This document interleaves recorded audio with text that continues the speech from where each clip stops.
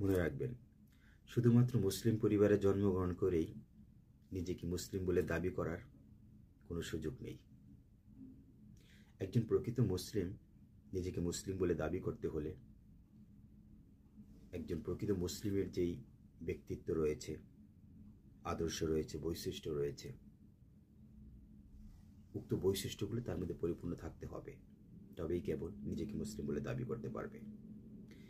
আমাদের সমাজে এমন অসংখ্য লেবাসদারি মুসলিম রয়েছে, আর নামদারি মুসলিম যেগুলো, অর্থাৎ জাস্ট মুসলিম পরিবারে জন্মগ্রহণ করতেছে, সেই সুবাদে বা সেই সূত্র ধরে নিজেকে মুসলিম বলে দাবি করছে, অথচ তার কৃতকর্ম, তার চলাফেরা, চিন্তাধারা, তার আদর্শগত বৈশিষ্ট্য সবকিছু কি মুসলিমদের আদর্শের সাথে সাংঘর্ষিক।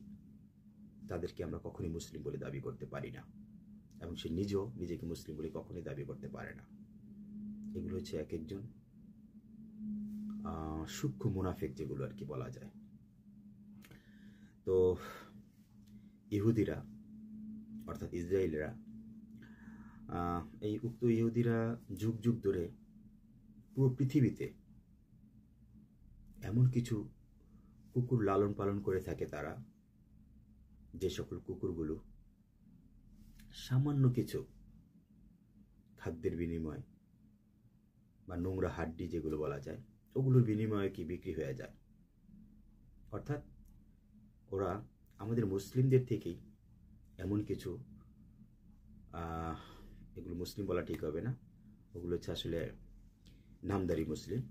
তো ওই সকল কুকুরগুলোকে ওরা টার্গেট করে থাকে যে কাদেরকে বিক্রি করতে পারবে, অর্থাৎ কাদেরকে ক্রয় করতে পারবে, কাদের ঈমান ক্রয় করতে পারবে, ওই সকল কিছু কুলাঙ্গার, ওই সকল কিছু নামদারি মুসলিম, ওই সকল কিছু কুকুর, ওগুলোকে টার্গেট করে থাকে। আর ওই সকল কুকুরগুলো আমাদের সমাজের অত্যন্ত সস্তা কুকুর, রাস্তাঘাটে নেরি কুকুরগুলো আছে, ওই সকল কুকুর। কেননা এখন আমি যদি কুকুর কুকুর বারবার শব্দের উচ্চারণ করি, তাহলে আত্মসম্মান বোধওয়ালা অনেক কুকুর রয়েছে, তারা হয়তো এই বিষয়গুলো প্রচণ্ড তাদের আত্মসম্মানে লাগবে। কেননা অনেক কুকুর রয়েছে তার নিজস্ব কিছু বৈশিষ্ট্য রয়েছে, সহজে কি তার যে আত্মসম্মান সেটা নষ্ট করে না। আর যে সকল কুকুরগুলোকে টার্গেট করে, এগুলো কেন সস্তা বললাম, এগুলো এই 2-4 টাকার কিছু সামনে কিছু হাড্ডি পেলেই উক্ত হাড্ডির গ্রান সে নিতে সহ্য করতে পারে না, এবং সেখানে বিক্রি হয়ে যায়। এগুলো হচ্ছে সেই কুকুর, অত্যন্ত সস্তা কুকুর যেগুলো আর কি, ওগুলিকে ইসরায়েলে টার্গেট করে। কেননা আজকে যে সকল বিজ্ঞাপনগুলো দেখতেছেন, যেখানে সারা পৃথিবীতে ফিলিস্তিনিদের পক্ষে মুসলিমরা দুহাত তুলে দোয়া করতেছে, কান্না করতেছে, কেননা আমার এই ইসরায়েলেরা আমার এই ফিলিস্তিনি মা ভাই বোনদের উপর যেভাবে অন্যায় অত্যাচার নির্যাতন করে যাচ্ছে, সেই যুগের পর যুগ ধরে একজন মুসলিম হয়ে তাদের পাশে দাঁড়াতে পারতেছেন, এটি তো সবচেয়ে বড় চরম লজ্জার বিষয়। তাদের হয়ে সঠিকভাবে প্রতিবাদ করতে পারতেছেন, এটি তো আমাদের জন্য চরম লজ্জার। সেখানে নিজের ইমানকে বিক্রি করে, নিজেকে বিক্রি করে সস্তা ভাইরাল হওয়ার জন্য, সস্তা কিছু ভিক্ষাবৃত্তি পাওয়ার জন্য নিজের ইমান ধ্বংস করে ইসরায়েলিদের বাচ্চাটা কুকুর হয়ে নিজেকে উপস্থাপন করার তো প্রশ্নই আসে না।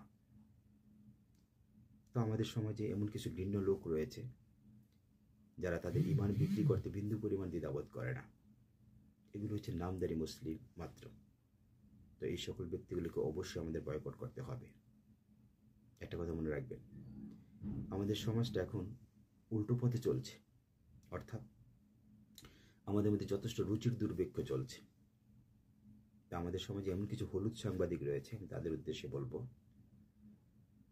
আমাদের সমাজে এমন কিছু ব্যক্তি রয়েছে যে বিকৃত কাজ করে ভাইরাল হচ্ছে এবং তাদেরকে প্রমোট করতেছে ওই সকল হলুদ সাংবাদিকরা, এবং তারা কি আরো বেশি উৎসাহিত হচ্ছে।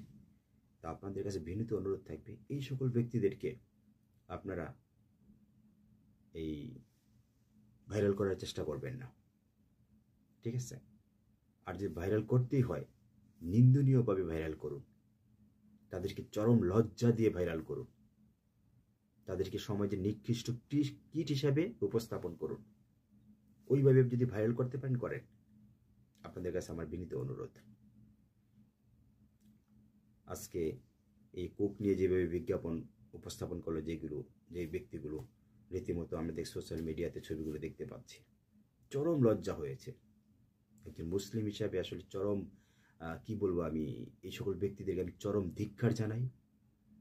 আর নিজের কাছে নিজের খুব লজ্জা হচ্ছে যে একজন মুসলিম কিভাবে ইসরায়েলিদের পণ্য প্রমোট করে নিজের ঈমান ও আমলকে বিক্রি করে ফেলতে পারে। চরম লজ্জার বিষয় এটা আসলে। ঠিক আছে, আরে বিজ্ঞাপন করতে হলে তো বিজ্ঞাপন আমরাও করতে পারি। বিজ্ঞাপন এমন হওয়া উচিত যে বিজ্ঞাপনে তাদের পণ্যগুলোকে বয়কট করা হয়, যেই বিজ্ঞাপনে যাদেরকে মানে সমগ্র মুসলিমদেরকে নিরুৎসাহিত করা হয় তাদের পণ্যের প্রতি, এবং তাদের সকল পণ্যগুলোকে কীভাবে বয়কট করা যায় ওই ধরনের বিজ্ঞাপন করা উচিত। আমি তাদের সত্যি ধিক্কার জানাই এই সকল নামধারী মুসলিমগুলোকে। সমাজের অত্যন্ত গত পরশু এদেশের এক বিধর্মী বয়োজ্যেষ্ঠ লোক এই পেপসিটা আমাকে দিয়েছিল উপহার স্বরূপ খাওয়ার জন্য, কিন্তু উনি জানতেন না এই হারাম পণ্য উৎপাদনকারী রক্তপিপাসু ইসরায়েলিদের আমি কি পরিমাণ ঘৃণা করি। ওদের এই এক সময়ের জনপ্রিয় হারাম পণ্যটি সাধারণ মানুষের কাছে এতটাই ঘৃণার সাথে প্রত্যাখ্যান হয়েছে যে এখন আর এটা সর্বত্র গ্রহণযোগ্যতা পাচ্ছে না পূর্বের মতো, যার জন্য তারা এখন বাধ্য হয়ে এটাকে নতুন করে প্রমোট করার জন্য এবং আবার নতুন করে উৎসাহিত করার জন্য 500 ml এর জায়গায় 600 ml পর্যন্ত করে দিয়েছে, অর্থাৎ 100 ml বাড়িয়ে দিয়েছে। তাও সাধারণ মানুষের কাছে এটা কি সম্পূর্ণ গ্রহণযোগ্যতা হারাচ্ছে। খোদার কসম, যখন এই পণ্যটা আমি দেখি আমার প্রত্যেকটা ফিলিস্তিনি কলিজার মা, ভাই বোন এবং নিষ্পাপ শিশুদের রক্তের কথা মনে পড়ে যায়। অর্থাৎ একজন প্রকৃত ইমানদার মুসলিম কখনোই এই হারাম পণ্যটি পান করতে পারে না। ও যখনই এটা পান করবে তার কাছে মনে হবে যে আমার প্রত্যেকটা কলিজার ফিলিস্তিনি মা, ভাই বোন এবং নিষ্পাপ শিশুদের রক্ত পান করছি। নাউজুবিল্লাহ। তাহলে এখন প্রশ্ন হচ্ছে এই পণ্যটির তাহলে সঠিক ব্যবহার আসলে কি? কেননা দীর্ঘদিন ধরে ইসরায়েলিদের প্রতি আমার একটা ক্ষোভ রয়েছে, প্রচন্ড ক্ষোভ রয়েছে। আসুন আমি আপনাদেরকে দেখাচ্ছি এটার যথার্থ ব্যবহার আসলে কি। শুনেছি ওদের পেপসি কোক দিয়ে নাকি ভালো টয়লেট পরিষ্কার হয়।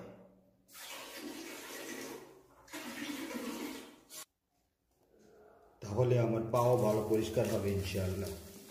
বিশ্বাস করেন, আমার কাছে মনে হচ্ছে ইসরায়েলিদের রক্ত দিয়ে আমি আমার পা ধুচ্ছি।